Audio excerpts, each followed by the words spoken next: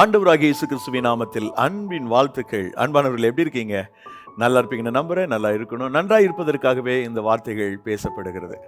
வாழ்வளிக்கும் வாக்குத்தத்தம் என்ற நிகழ்ச்சியை தொடர்ந்து நீங்க பார்த்துட்டு வர்றீங்க. உங்களுக்கு நன்றி. கர்த்தர் உங்களை ஆசீர்வதிப்பாராக. தேவனுடைய வார்த்தைகள் ஒவ்வொன்றும் நம்முடைய வாழ்க்கையில ஆம் என்றும் ஆம் என்றும் இருக்கிறது. தேவனுடைய வசனத்தை நாம் பெற்றுக்கொண்ட உடனே அதை அப்படியே விசுவாசித்தால் போதும். அந்த வார்த்தை நம்முடைய வாழ்க்கையில நிச்சயமாக ஒரு மாற்றத்தை கொண்டு வரும்.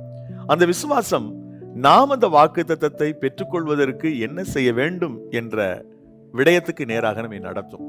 ஆவியை நமக்கு போதிப்பார். எல்லா வாக்குத்தத்தங்களும் தேவனுடைய பிள்ளைகளாய் இருக்கிற நமக்கு தேவன் கொடுத்திருக்கிறார், நமக்கு தான் கொடுத்திருக்கிறார். அந்த வாக்குத்தத்தங்களை பெற்றுக்கொள்வதற்கு சில ஆலோசனைகளை அல்லது நிபந்தனைகளை வேதம் தன்னகத்தை வைத்திருக்கிறது. தேவனுடைய வார்த்தைகளை, நிபந்தனைகளை நீங்கள் கவனிக்க துவங்கிவிட்டால் எல்லா வாக்குத்தத்தங்களுக்குரிய ஆசீர்வாதங்களையும் நாம் பெற்றுக்கொள்ள முடியும். குறிப்பாக உபாகமம் 28 அதிகாரத்தை நீங்க முழுசு வாசித்து பார்த்தீங்கன்னா, நிபந்தனைகளை கடைபிடித்தால் வரக்கூடிய ஆசீர்வாதங்களை 13 வசனம் வரைக்கும் வாசிக்கலாம். பிறகு 15 வசனத்துக்கு பிறகு நாம் வாசிக்கிற போது நாம் அந்த நிபந்தனைகளை கடைபிடிக்காவிட்டால் எத்தகைய சாபம் அல்லது எத்தகைய பின்னடைவு நமக்கு உண்டாகிறது என்பதை அந்த ஒற்றை அதிகாரத்திலே நாம் பார்க்க முடியும். ஆகவே தேவனுடைய வாக்குத்தத்தங்களை நாம் பெற்றுக்கொள்வதற்கு, தேவனுடைய அந்த ஆசீர்வாதங்களை சுதந்தரிப்பதற்கு, அன்பிற்குரியவர்களே, நாம் தேவனுடைய மக்களாக, தேவனுடைய பிள்ளைகளாக அவருடைய நிபந்தனைகள், அவர் தரக்கூடிய நிபந்தனைகளை, கற்பனைகளை, கட்டளைகளை, பிரமாணங்களை நாம் கவனித்து முன்னேற வேண்டும். அப்படி செய்கிற போதுதான் வாக்குத்தத்தங்களை நாம் சொந்தமாக்க முடியும். சரி, ஒவ்வொரு நாளும் நாம ஒரு வாக்குத்தத்த வசனத்தை தியானிக்கின்றோம். வழக்கம் போல இன்றைக்கு நான் உங்களுக்கு ஒரு வாக்குத்தத்தத்தை சொல்ல போகிறேன். அது எங்க இருக்கிற என்றால், புதிய ஏற்பாட்டிலே பிலிப்பியர் புத்தகம் 4 அதிகாரம் 19 வசனத்தில் இருக்கிறது. என் தேவன் தம்முடைய ஐஸ்வரியத்தின்படியே உங்கள் குறைவை எல்லாம் கிறிஸ்து இயேசுவுக்குள் மகிமையிலே நிறைவாக்குவார். நம்முடைய குறைவை எல்லாம் கிறிஸ்து இயேசுவுக்குள் மகிமையிலே நிறைவாக்குவார். நம்முடைய எல்லா குறைவுகளும் மகிமையிலே நிறைவாகும் என்பது ஒரு அற்புதமான புதிய ஏற்பாட்டு சத்தியம். அதே சமயத்தில் இந்த பூமியிலையும் கூட தேவன் நம்முடைய எல்லா குறைவுகளையும் நிறைவாக்குகிறார். எல்லா குறைவுகளும் நீங்க நம்மை அழகாய், அற்புதமாய், நேர்த்தியாய் இந்த தேவன் நடத்துகிறவராக இருக்கிறார். அன்பான தெய்வத்தினுடைய மக்களே, சகோதர சகோதரிகளே, இந்த நாளிலே தேவனுடைய பிள்ளைகளாய் இருக்கிற நாம் தேவனுடைய ஆசீர்வாதத்தினால் இந்த பூமியிலே நம்முடைய வாழ்க்கையில் இருக்கிற எல்லா குறைவுகளும் மாறி ஒரு நிறைவு உண்டாக வேண்டும் என்று சொன்னால் என்ன செய்ய வேண்டும்? ஒரு 7 காரியங்களை வேகமாய் நான் சொல்ல போகிறேன். அதற்கு முன்பதாக செப்பனியா புஸ்தகம் 3 அதிகாரம் 5 வசனத்தில் நம்முடைய வாழ்க்கையில் குறைவு ஏதும் இல்லாமல் விசாரிக்கிறவர் என்று தீர்க்கன் சொல்லுகிறார். ஒவ்வொருவருடைய வாழ்க்கையிலையும் எந்த குறைவும் இல்லாம அவர்களை விசாரித்து, அவர்களை கண்ணோக்கி பார்த்து, அவர்கள் மேல் மனதுருகி ஆண்டவர் அவருடைய வாழ்க்கையில் இருக்கிற குறைவுகளை நிறைவுபடுத்துகிறார், நிறைவாக்குகிறார், நிறைவான ஒரு வாழ்க்கையை தருகிறார். குறிப்பாக வனாந்தரத்திலே அவர்கள் பிரயாணம் செய்த போது 40 ஆண்டுகள் அவர்களுடைய வாழ்க்கையில ஒரு குறைவும் இல்லாமல் தேவன் அவர்களை நடத்தினார் என்பதை நாம் பார்க்க முடியும். உபாகமம் 2 அதிகாரம் 7 வசனம், நெகேமியா 9 அதிகாரம் 21 வசனங்களை வாசித்து பாருங்கள். 40 ஆண்டுகளும் அவருடைய வாழ்க்கையில ஒரு குறைவும் இல்லை. குறைவில்லாதபடி அவர்கள் அழகாய், அற்புதமாய் நடத்தப்பட்டார்கள். குறைவில்லாத ஒரு வாழ்க்கை அவர்களுக்கு கிடைத்தது. 40 ஆண்டுகள் அவங்க சிட்டியில வாழல, வனாந்தரத்திலே, காடுகளிலே, மேடுகளிலே அவர்கள் பிரயாணம் செய்தார்கள். சில இடங்களிலே அவர்களுக்கு பல்வேறு விதமான தேவைகள் இருந்தன. ஆனாலும் அந்த தேவைகளை பூர்த்தி செய்யக்கூடிய அளவிற்கு எல்லாவற்றையும் ஆசீர்வதிக்கிற கர்த்தர் கிறிஸ்து அவர்களோடு சென்றார். அவர்களோடு கூட சென்ற ஞான கண்மலை என்று கொரிந்து நிருபத்திலே வாசிக்கிறோம். அந்த கண்மலை கிறிஸ்துவே என்று 1 கொரிந்தியர் 10 அதிகாரம் 4 வசனம் சொல்லுகிறது. அவர்களோடு கிறிஸ்து சென்றதுனால அவருடைய எல்லா குறைவுகளும் மாறியது. அவருடைய வாழ்க்கையில் இருக்கிற எல்லா குறைவுகளையும் கர்த்தர் நிறைவுபடுத்தினார். ஒரு ஆசீர்வாதத்தை அவர்கள் அனுபவித்தார்கள். அவருடைய வஸ்திரம் பழதாய் போகவில்லை, அவருடைய பாதரட்சைகள் பழசாய் போகல, பிரிஞ்சு போகல, கிழிஞ்சு போகல. எல்லாம் நேர்த்தியாய், அழகாய் அவர்கள் நடத்தப்பட்டார்கள். பகலிலே மேகஸ்தம்பம், இரவிலே அக்னி ஸ்தம்பம். புசிக்க வானத்தின் மன்னா. கேட்ட பொழுது பட்சிகளையும் கொண்டு வந்தார், காடைகளையும் கொண்டு வந்தார். அவருடைய வாழ்க்கையில எல்லாம் நிறைவாக இருந்தது. தண்ணீர் தாகம் எடுத்த போது கண்மலையை பிளந்தவர்களுக்கு தண்ணீர் கொடுத்தார். இப்படி அந்த வனாந்தர வாழ்க்கையில ஒரு குறை இல்லாம கர்த்தர் நடத்தினார். அவர்களை 40 ஆண்டுகள் நடத்தின பிறகு அவருடைய பின் சந்ததிகளை அவர் கொண்டு போய் சேர்த்த தேசமும் கூட நிறைவான ஒரு தேசமாக இருந்தது. உபாகமம் 8:9 வாசித்து பாருங்கள். பாலும் தேனும் ஓடுகிற அந்த குறைவில்லாத தேசத்துல கர்த்தர் ஜனங்களை கொண்டு வந்தார். ஆகவே தேவனாகிய கர்த்தர் நம்முடைய குறைவுகள் எல்லாம் நிறைவாக்குவார். நம்முடைய குறைவுகள் மகிமையிலே நிறைவாக்கப்படும் என்பது ஒரு மேன்மையான ஒரு சத்தியம். ஆனால் இந்த பூமியில வாழ்கிற போது, இந்த பூமியில ஜீவிக்கிற போதே நம்முடைய எல்லா குறைவுகளையும் அவர் நிறைவுபடுத்த முடியும். சரி, நம்முடைய குறைவுகளை கர்த்தர் மாற்றி நிறைவை அவர் உண்டு பண்ண வேண்டும் என்று சொன்னால் நாம் என்ன செய்ய வேண்டும்? முதலாவது ஆண்டவரை நாம் தேட ஆரம்பிப்போம். அவருடைய முகத்தை நோக்கி பார்த்து அவரை நோக்கி நீங்கள் தேட துவங்கும் பொழுது உடைய வாழ்க்கையில் இருக்கக்கூடிய எல்லா குறைவுகளும் மாற துவங்கும். உடைய வாழ்வில் இருக்கக்கூடிய எல்லா குறைவுகளும் விலக துவங்குகிறது.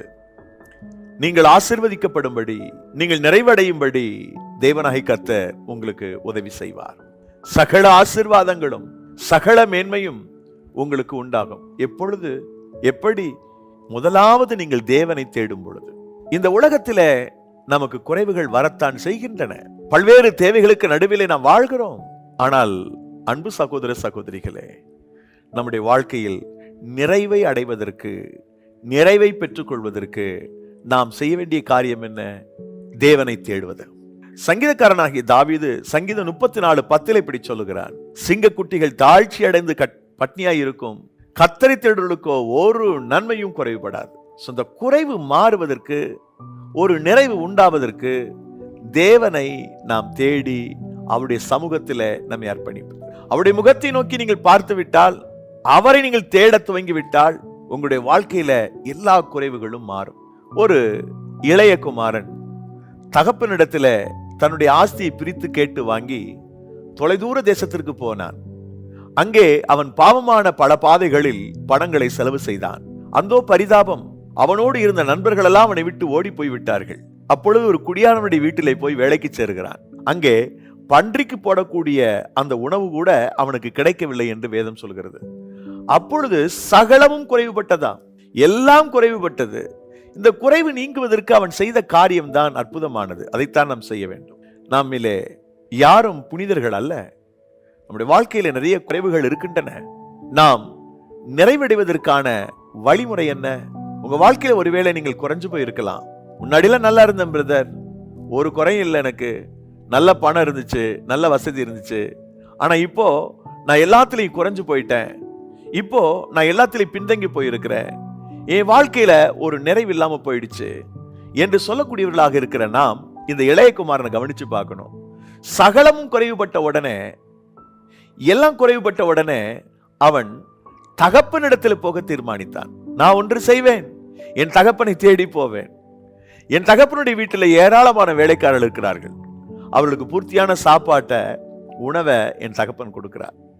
ஆகவே என் தகப்பனிடத்தில் போய், தகப்பனே, உமக்கு விரோதமாகவும் பரத்துக்கு விரோதமாக நான் தப்பு பண்ணிட்டேன், என் தப்பை மன்னிச்சிருங்க, இனி உம்முடைய பிள்ளை என்று சொல்வதற்கு எனக்கு எந்த தகுதி இல்லை.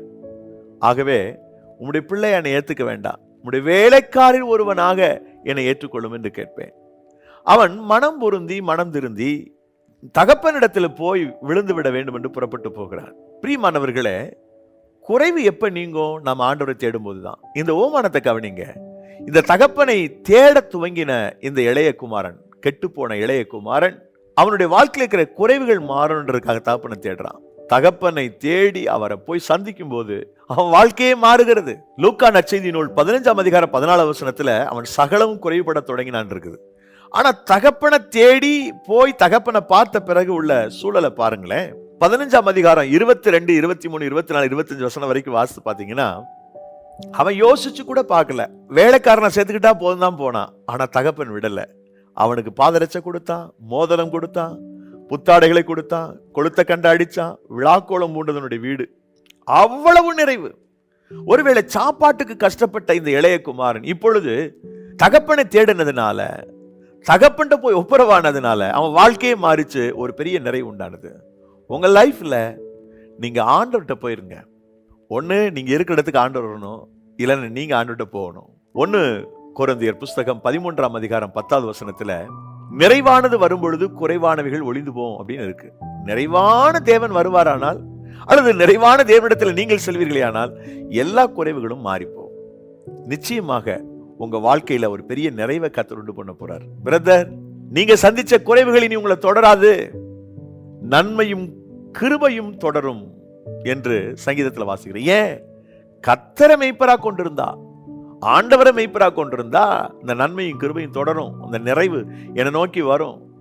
என் பாத்திரம் நிரம்பி வழிகிறது, குறைவெல்லாம் மாறி ஒரு நிறைவு உண்டாகும். இரண்டாவதாக, என் லைஃப்ல இந்த குறைவு மாறி ஒரு நிறைவு உண்டாகிறதுக்கு நான் என்ன பண்ணணும் அப்படின்னு கேட்டா, ஆண்டவரிடத்துல கேட்கணும், அவரிடத்துல ஜெபிக்கணும். உங்க லைஃப்ல என்ன தேவை, உங்க வாழ்க்கையில என்ன குறைபாடா இருக்குது, அதை ஆண்டவரிடத்துல கேளுங்க. யாக்கோபு புத்தகம் 1 அதிகாரம் 5வது வசனம் சொல்லுது, ஞானத்தில் குறைவுள்ளவனா இருந்தா அவன் சம்பூர்ணமாய் கொடுக்கிற தேவனிடத்தில் கேட்க கடவன் இருக்கு. முதலாவது நீங்க தேவனை தேடுறீங்க. இரண்டாவது பர்டிகுலரா ஸ்பெசிபிக்கா ஆண்டவரிடத்துல உங்களுடைய தேவையை சொல்றீங்க. நீங்கள் அவரிடத்தில் கேட்கும் போது உங்களுடைய குறைவுகள் நிறைவாகும். ஒருவேளை ஞானத்தில் குறைவா இருக்கலாம். இந்த ஞானத்துல ரொம்ப குறைவா இருக்கேன்ப்பா, ரொம்ப ஒரு மன சங்கடத்துல இருக்கிறேன், எனக்கு ஞானம் வேணும்னு கேட்டீங்கன்னா அந்த ஞானத்தை ஆண்டவர் தருவார். பல்வேறு தருணங்களிலே அயல்மொழி பேசுகிற, குறிப்பாக ஆங்கிலம் பேசுகிற தேவ மனிதர்களோடு இருக்கக்கூடிய வாய்ப்பு எனக்கு கிட்டும். என்னுடைய படிப்பு என்பது ஆங்கிலத்தில் அவ்வளவு நான் நேர்த்தியாக பேசக்கூடியவன் அல்ல. ஆனால் ஆங்கிலம் மாத்திரம் தெரிந்த ஊழியர்களை சந்திக்க நேரிடும் பொழுது நான் இப்படி ஜெபிப்பேன், ஆண்டவரே, அவனிடத்தில் பேசுவதற்கு எனக்கு ஞானம் இல்லை, சொல் வளம் இல்லை, ஆங்கிலத்தில் பேசக்கூடிய அளவிற்கு நான் தேர்ச்சி பெறவில்லை, நீதான் உதவி செய்ய வேண்டும் என்று ஒரு ஜெபத்தை செய்துவிட்டு பேச துவங்குவேன். ஆச்சரியமா இருக்கும். தப்பு தான் பேசுவேன், ஆனால் பேசி முடிச்சிருவேன். இந்த ஞானத்தை அவர்தான் கொடுக்கிறார் என்று நான் ஆழமாய் நம்புகிறேன். பல சந்தர்ப்பங்களிலே அதை நான் உணர்ந்திருக்கிறேன். குறிப்பா படிக்கிற தம்பி தங்கச்சி, நீங்க ஒருவேளை ஞானத்துல ரொம்ப குறைவா இருக்கிறோம், மற்ற சப்ஜெக்ட்ல எனக்கு மார்க் கிடைக்கிறது இல்லை, எனக்கு அதை புரிஞ்சு கொள்ற திறன் இல்லைன்னு சொன்னீங்கன்னா, நீங்க இந்த வசனத்தை அப்படியே பிலீவ் பண்ணுங்க, விசுவாசிங்க, ஆண்டவரிடத்துல கேளுங்க. ஆண்டவர் உங்க பட்சத்தில் இருந்து உங்களுக்கு உதவி செய்வார். அவர் ஞானத்தை தருவார்.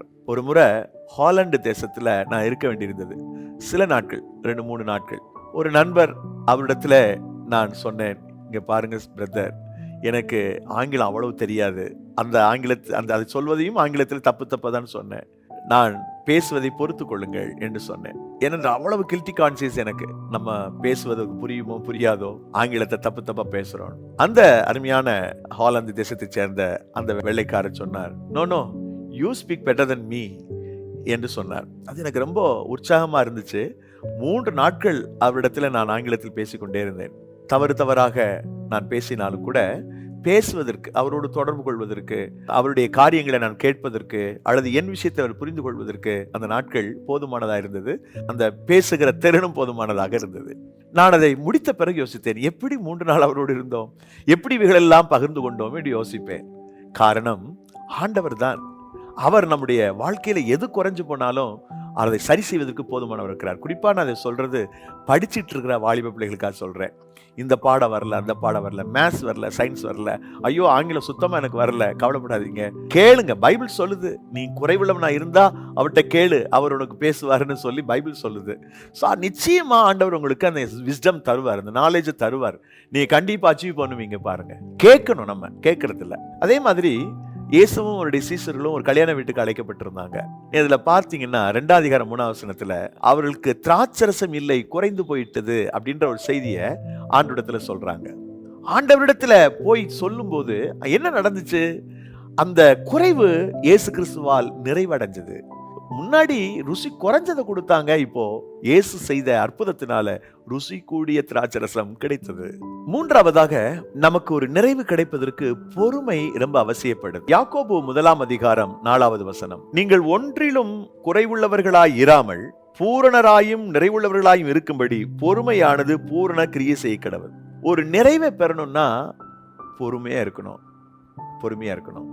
குறிப்பா ஒரு தண்ணி பிடிக்கிறோன்னு வச்சுக்கோங்களேன், அந்த நிறையிற வரைக்கும் பொறுமையா இருக்கணும். பொறுமையா இருந்தால் தான் நிறைவான தண்ணியை நம்ம எடுத்துட்டு போக முடியும். அவசரப்பட்டோம்னா நம்ம அதுல நிறைவை பார்க்க முடியாது. தண்ணீரை நம்ம எடுத்துட்டு வரும்போதும் நிதானமா கவனமா எடுத்துட்டு வந்தோம்னா சிந்தாம கொண்டு வந்து சேர்த்துடலாம். நிறைய பேருக்கு குறைவு காணப்படுவதற்கான காரணம் என்ன? பொறுமை இழந்துடுறோம். பொறுமை இழந்து வார்த்தையை விட்டுறோம்ல. நான் அதை உணர்ந்திருக்கிறேன். அவசரப்பட்டு பேசிட்டு எனக்கான ஆசீர்வாதத்தை நான் இழந்திருக்கிறேன். மன சஞ்சலப்பட்டுட்டு வார்த்தையை பேச தெரியாம பேசி எனக்கான பிளெஸிங்ஸை நானே இழந்திருக்கிறேன் அப்படின்றதெல்லாம் கர்த்தர் எனக்கு உணர்த்தினார். ஆகவே எப்போதுமே எனக்கான ஆசீர்வாதங்களை நான் ஏன் இழக்கணும்? எனக்கான நன்மைகளை நான் ஏன் இழக்கணும்? நான் அதை செய்யக்கூடாது, அதில் கவனமா இருக்கணும்ன்றத ஆண்டவர் கற்றுக் கொடுத்தார். ஆக பொறுமையாய் இருங்கள், அப்பொழுது ஒரு நிறைவை பெறுவீர்கள். யோபினுடைய லைஃப்ல ஒரு மிகப்பெரிய குறைவு, எல்லா ஆசீர்வாதங்களும் வந்துட்டு போயிடுச்சு. 7000 ஆடு, 3000 ஒட்டகம், எல்லாமே ஒரே நாள் அழிஞ்சு போச்சு. இதே புத்தகம், அது யாக்கோபு புத்தகம் 5:11 வாசித்து பாத்தீங்கன்னா, இதோ பொறுமையாய் இருக்கிறவர்களை பாக்கியவான்கள் என்கிறோமே, யோபின் பொறுமையை குறித்து கேள்விப்பட்டிருக்கிறீர்கள், கர்த்தருடைய செயலின் முடிவையும் கண்டிருக்கிறீர்கள், கர்த்தர் மிகுந்த உருக்கமும் இரக்கமும் உள்ளவராய் இருக்கிறாரே. யோபுவின் பொறுமையை குறித்து கேள்விப்பட்டிருக்கிறீர்கள். ரொம்ப பொறுமையா இருந்தான். என்னாச்சு? ஒரு பெரிய நிறைவு உண்டானது. இதை யோபு 42, 10, 11, 12 வசனங்களிலே பார்க்க முடியும். எதெல்லாம் இழந்தானோ அதெல்லாம் ரெட்டிப்பா பெற்றுக்கொண்டான். நிறைவு கிடைச்சது. அந்த குறைவு மாறுவதற்கு யோபு மிகவும் பொறுமையாக இருந்தான் என்பதை பார்க்கிறோம். இது 3வது. 4வது நாம் என்ன செய்யணும் அப்படின்னு கேட்டா, குறைவு மாறுவதற்கு நாம் நற்கிரியைகளை செய்யணும். நீங்க நல்ல கிரியைகளை செஞ்சீங்கன்னா உங்க லைஃப்ல குறைவுகள் வராது. தீத்து புஸ்தகம் 3:14 இப்படி வாசிக்கிறோம், நம்முடையவர்களும் கனியற்றவர்களாயிராதபடி குறைவுகளை நீக்குகிறதற்கு ஏதுவாக நற்கிரியைகளை செய்ய பழகட்டும். குறைவுகளை நீக்குவதற்கு ஏதுவாக நற்கிரியைகளை செய்ய பழகட்டும். நீங்க முடிஞ்ச வரைக்கும் நல்லதே செய்யுங்களேன், எல்லாம் நல்லதாவே நடக்கும். ஏன் என் வாழ்க்கையில குறைவு வருது? ஆண்டவர் தொடக்க நூல்ல சொல்லுகிறார், ஆதியாகமம் 4வது அதிகாரத்துல, நீ நன்மை செய்தால் மேன்மை இல்லையோ, நன்மை செய்தால் மேன்மை இல்லையோ. நன்மை செய்து பார்த்தீர்கள் ஆனால் உடைய வாழ்க்கையில் இருக்கிற எல்லா குறைவுகளும் மாறும், ஒரு நிறைவு உண்டாகும், ஒரு ஆசீர்வாதம் உண்டாகும். உங்க லைஃப்ல, உங்களுடைய வாழ்க்கையில ஒரு பெரிய நிறைவை கர்த்தர் கொடுக்கணும்னு விரும்புறாரு. நீங்க செய்ய வேண்டிய காரியம் தான், எப்படி ஆகிலும் நான் தேவனுடைய சமூகத்துல, அவருடைய பாதத்துல காத்திருந்து ஜெபித்து என்னால் முடிந்த வரைக்கும் நற்கிரியைகளை நான் செய்வேன். ஒரு நிறைவான ஒரு ஆசீர்வாதம்ன்றது பரிசுத்தாவினுடைய ஆசீர்வாதம். எல்லாம் அவனுக்கு இருந்துச்சு கொர்நேலியுக்கு. ஆனா அவன் விரும்பினது ஒண்ணு என்னன்னா, அந்த ஹோலி ஸ்பிரிட், ஆண்டவருடைய வரவு, அவருடைய ரட்சிப்பு. இப்போ அவன் மேல அந்த ஹோலி ஸ்பிரிட் வந்தார்ன்றத நாம் அப்போஸ்தலர் நடபடிகள் 10:44 வாசிக்கிறோம். இந்த நிறைவு உள்ளவனா அவன் மாறுறதுக்கு காரணம் என்னன்னு கேட்டா, 2வது வசனம் 10:2, 10:22. அவன் தர்மம் செய்தான், நற்செயல்களை செய்தான், நற்சாட்சி பெற்றான். இதெல்லாம் ஆண்டவர் மேலிருந்து பார்த்தார். இந்த மனுஷனுடைய லைஃப்ல இருக்கக்கூடிய நற்கிரியைகளை, நற்காரியங்களை கர்த்தர் எடுத்துக்கொண்டு நிறைவுள்ள தம்முடைய ஆவியானவரை அவனுக்கு ஊற்றினார். ஆகவே நீங்கள் நிறைவுள்ளவர்களாய் இருப்பதற்கு நற்கிரியைகளை செய்ய பழகுங்கள். 4வது. 5வதாக, வேதத்தை வாசிக்க, வேதத்தை நேசிக்க, வேதத்தை விசுவாசிக்க, அதை சுவாசிக்க, அப்பியாசிக்க நாம் முயற்சிக்கிற போது, இந்த வேதனுடைய வாழ்க்கையில முக்கிய இடம் பிடித்து விட்டால் எல்லா குறைவுகளும் மாறி ஒரு நிறைவு உண்டாக துவங்குகிறது. ஏன் அப்படின்னா, சங்கீத புத்தகம் 19:7 சொல்லுகிறது, வேதம் குறைவற்றது, வேதம் குறைவற்றது. நீங்க வேதாகமத்தை வாசித்து அவருடைய கற்பனைகளை, அவருடைய கட்டளைகளை, அவருடைய பிரமாணங்களை நீங்கள் கடைபிடிக்கக்கூடியவர்களாக இருப்பீர்களேயானால் உங்கள் வாழ்க்கையில் எல்லாவற்றையும் கர்த்தர் மேன்மையாய் முடிய பண்ணுவார். நான் துவக்கத்தில் சொன்னது போல, உபாகம் 28ஆம் அதிகாரத்துல கர்த்தருடைய கற்பனையும் கட்டளையும் கடைபிடிக்கிறதுனால வரக்கூடிய பிளெஸிங்ஸ் எல்லாம் நிறைய சொல்லியிருக்கு. அதுல இந்த கர்த்தருடைய கட்டளைய, கற்பனைகளை கடைபிடிக்கலைன்னு சொன்னா என்ன நடக்கும் அப்படின்றத நம்ம பார்த்தோம்னா, குறைவுபடுவீர்கள். குறிப்பாக உபாகமம் 28:48 மற்றும் உபாகமம் 28:57 பாருங்க. குறைவுபடுவீர்கள். ஏன்? அப்படி வேதத்தை கடைபிடிக்காத போது மற்ற எல்லாம் நம்முடைய வாழ்க்கையில குறைவுபடுகிறது. உபாகமம் 28:14-15 நாம தேவனுடைய கற்பனைகளை கடைபிடிக்காம போகும்போதுதான் இந்த குறைவு வருகிறது.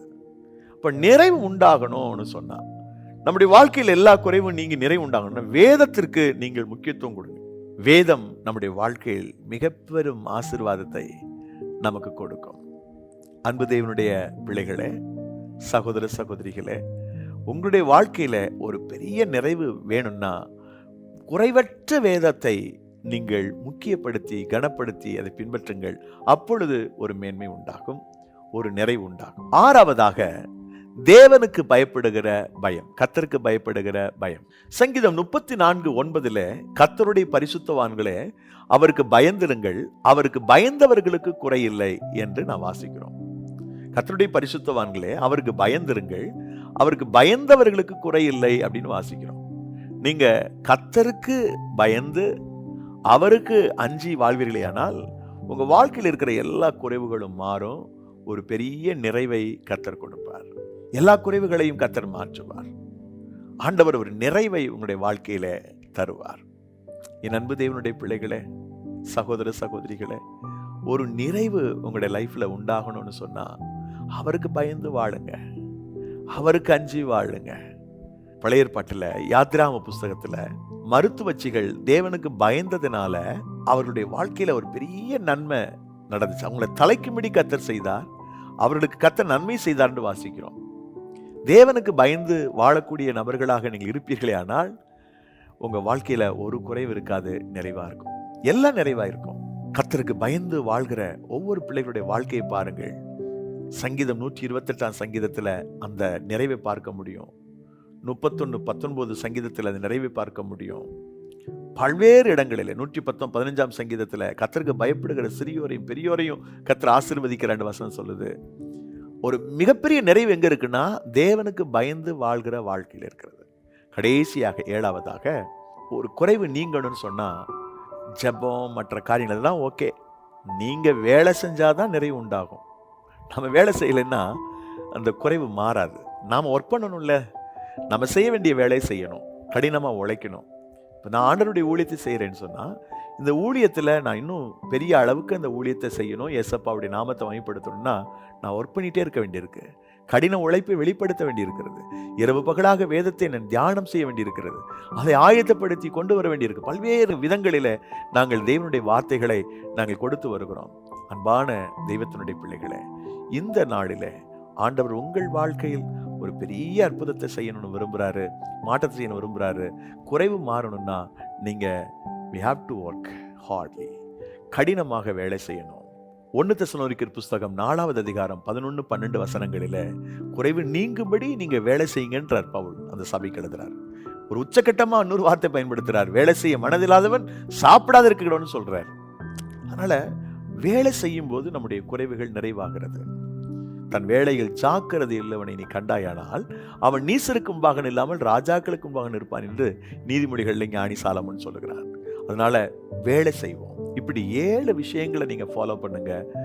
உங்கள் குறைவுகளை தேவன் மகிமையிலே நிறைவாக்குவதற்கு முன்பதாக இந்த பூமியிலே நிறைவாக்குவார். நீங்கள் நிறைவாய் இருப்பீர்கள், ஆசீர்வதிக்கப்படுவீர்கள். ஜெபம் செய்வோமா? நேசிக்கிற எங்கள் நல்ல தந்தை, இந்த வேளைக்காக நன்றி.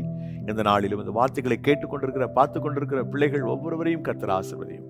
குறிப்பாக ஆண்டவரே தகப்பனே, நம்முடைய பிள்ளைகளுடைய வாழ்க்கையில் இருக்கிற குறைவுகள் எல்லாம் மாறட்டும். ஒரு நிறைவை ஆண்டவர் உண்டு பண்ணி ஒரு சுபிட்சத்தை, ஒரு மேன்மையை பிள்ளைகளுக்கு கொடுத்து நீர் ஆசீர்வதித்து உயர்த்தும்படி நான் ஜெபிக்கிறேன். Lord plus them Lord. ஒவ்வொருத்தர் மேலும் உடைய கரம் இருக்கட்டும். உடைய பிள்ளைகள் உடைய நாமத்தில் ஆசீர்வதிக்கப்படுவார்களாக. தகப்பனே, இப்பொழுதே ஒரு நிறைவு உண்டாகிறதற்காக நன்றி.